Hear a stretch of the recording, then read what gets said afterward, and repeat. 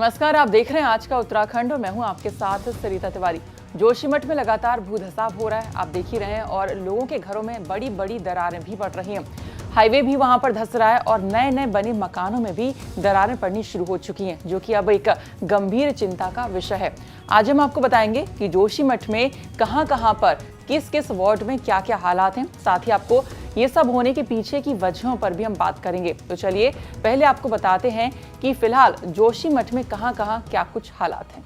ये ताजा खबर है जोशीमठ के मारवाड़ी की, जहां पर लगातार दरारों का सिलसिला जारी है। यहां पर लोगों के मकानों में 3 दिनों से लगातार दरारों का सिलसिला जारी है। यहां नए मकानों में भी दरारें पड़नी अब शुरू हो गई हैं। इस समय हम जोशीमठ के मारवाड़ी में मौजूद हैं। यहाँ पे देख सकते हैं 3 दिनों के भीतर जो है ये नई दरारें हैं। ये मकान पूरा भूधसाव की चपेट में आ गया है, सीमेंट टूट रहा है। अगर हम हाथ लगाए तो ये अलग निकल जाएगा।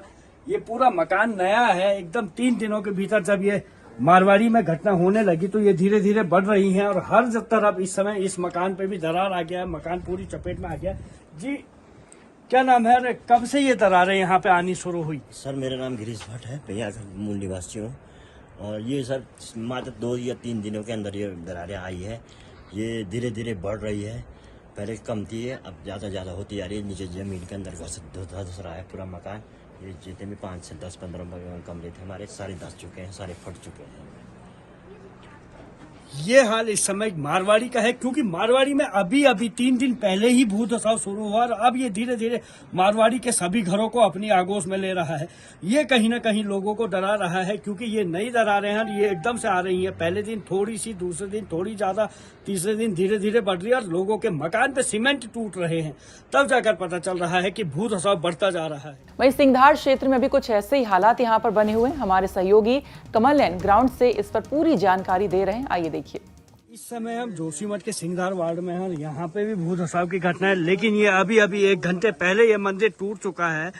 यहाँ पे भूधसाव की घटना किस तरह से बढ़ रही है इस मंदिर से अंदाजा लगाया जा सकता है। सुबह भी यहाँ पे ये मंदिर खड़ा था, लेकिन इस समय ये टूट चुका है। टूट के इसने अंदर की दीवारें भी तोड़ दी हैं। इस समय जोशीमठ में लगातार भूधसाव बढ़ रहा है। ऐसे में मंदिरों के और मकानों के टूटने का खतरा बना हुआ है। लगातार भूधसाव बढ़ रहा है, जिस कारण हर कोई डर के साये में है। हमारे साथ मौजूद है जी। कब ये मंदिर टूटा, क्या नाम है आपका? आशीष सर, मेरा नाम आशीष है। मैं जोशीमठ सिंघधार से रहता हूँ। ये अभी थोड़ी देर पहले हम यहीं छत में खड़े थे, आधे घंटे पहले की बात है। हम ऐसे छत में अचानक से ये टूट के पीछे को गिर गया है। आवाज आई इसमें बहुत ज्यादा, बुडूम आवाज आई। ये एकदम से पीछे गिर के टूट गया हो। कितना नुकसान किया है इसने? नुकसान तो पूरी नीचे जो कमरे की दीवार थी वो पूरा टूट के अंदर चले गया, रूम के अंदर चले गया, कमरे के अंदर चले गया। जी आपका क्या नाम है, क्या स्थिति यहाँ पे हो गई है? स्थिति तो बहुत बेकार है सर।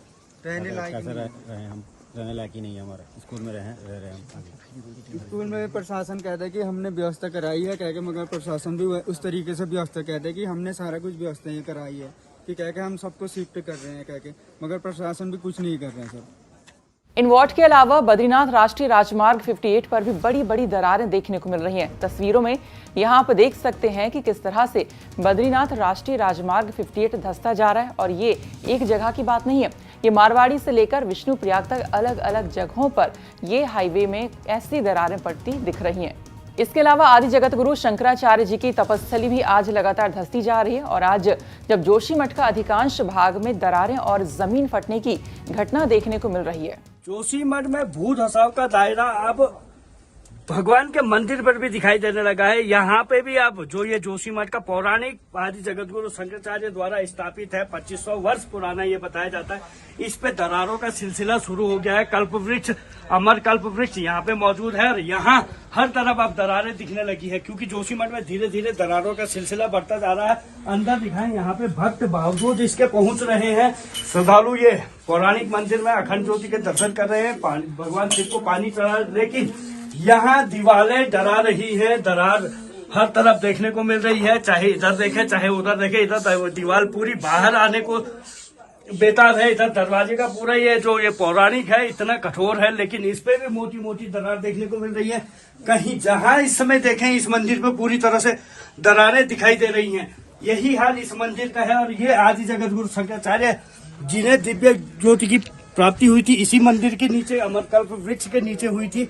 आज इस मंदिर के अस्तित्व पे भी खतरा मंडरा गया है, क्योंकि जोशीमठ भूधसाव के इस समय बड़े दायरे में सिमट रहा है और ये अब भगवान के मंदिर में भी दिखाई देने लगा है, जिससे जोशीमठ का अस्तित्व है वही आज खतरे की साये में है। फिलहाल जोशीमठ में बढ़ते भूधसाव के चलते चारधाम परियोजना all weather road Helang Marwari bypass का कार्य भी रोक दिया गया। वहीं एनटीपीसी पावर प्रोजेक्ट के टनल के अंदर का कार्य भी पूरी तरह से रोक दिया गया है।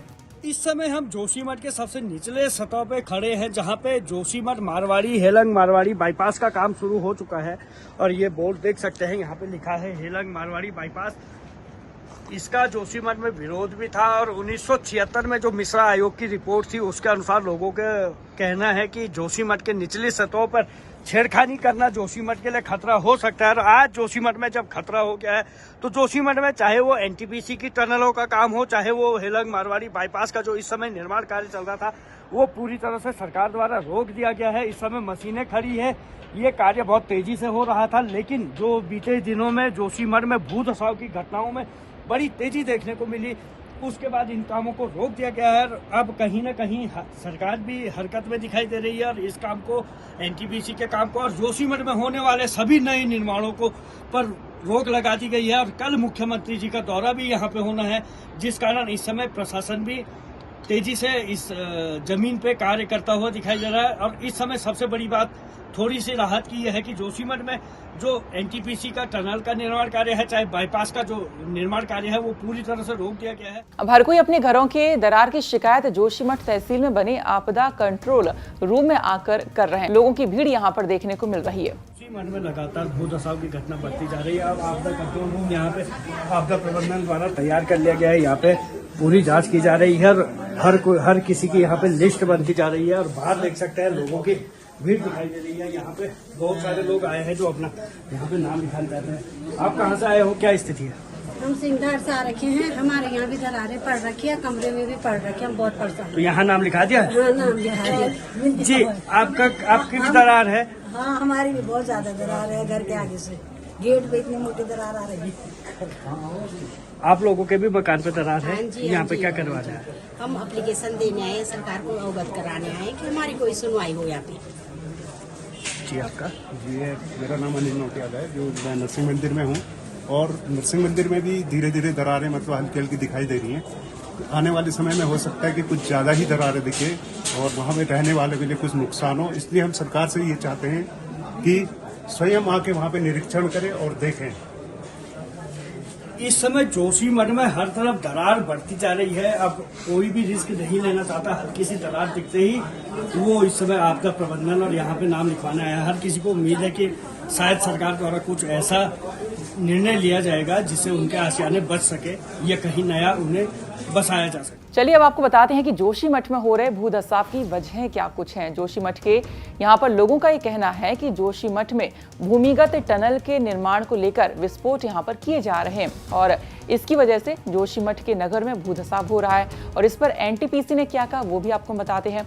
एनटीपीसी की ओर से जारी बयान में कहा गया है कि टनल जो बनाई जा रही है वो जोशीमठ शहर के नीचे से नहीं जा रही है और इसका निर्माण टीबीसी यानी कि टनल बोरिंग मशीन से किया जा रहा है। एनटीपीसी ने किसी भी तरह के विस्फोट से इनकार कर दिया है। वहीं अगर दूसरे कारण की बात करें तो बताया जाता है कि फरवरी 2021 में जब रैनी आपदा आई थी जिसमें सैकड़ों लोगों की जान चली गई थी, उसके साइड इफेक्ट भी यहाँ पर अभी तक देखने को मिल रहे हैं। उत्तराखंड में प्राकृतिक आपदाएं कई बार आई हैं जिसका खामियाजा यहाँ के स्थानीय लोगों को बार बार भुगतना पड़ा है। और ऐसे में एक्सपर्ट ये कहते हैं कि ऐसी जगह पर कोई भी निर्माण कार्य यानी कि नया निर्माण कार्य होना खतरे से खाली नहीं, यानी कि वो स्टेबल नहीं रहेगा। नमस्कार, हम लोग अगस्त 2022 में जोशीमठ की विजिट करके आए थे।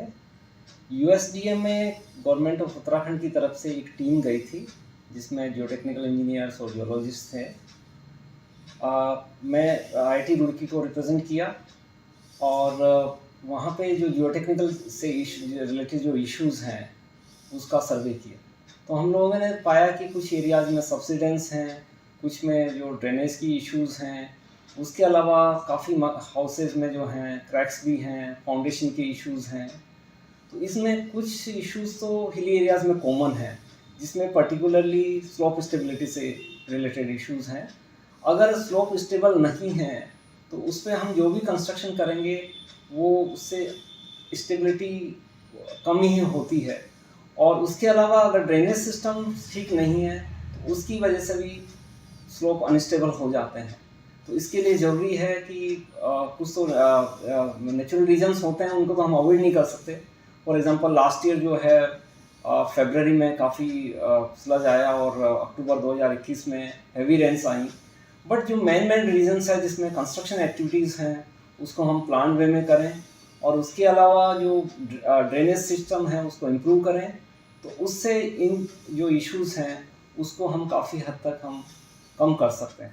वहीं शासन की तरफ से एक 14 सदस्यीय कमेटी गठित की गई है जो कि राज्य सरकार को अपनी रिपोर्ट सौंपी है। और आज मुख्यमंत्री पुष्कर सिंह धामी की अधिकारियों से बैठक के बाद उम्मीद है कि हो सकता है कि जल्द से जल्द जोशीमठ के लोगों को समाधान मिले उनकी समस्या का, क्योंकि लोग अपने घरों के बाहर रहने को मौजूद हैं, वो लगातार आंदोलन कर रहे हैं और विशाल मशाल जुलूस भी उन लोगों ने यहाँ पर निकाला। आपने देखा मार्केट यहाँ पर बंद रहे, जो राष्ट्रीय राजमार्ग बद्रीनाथ वो भी लोगों ने यहाँ पर बंद कर दिया है, जो पर्यटक हैं वो भी फंस गए हैं वहां पर।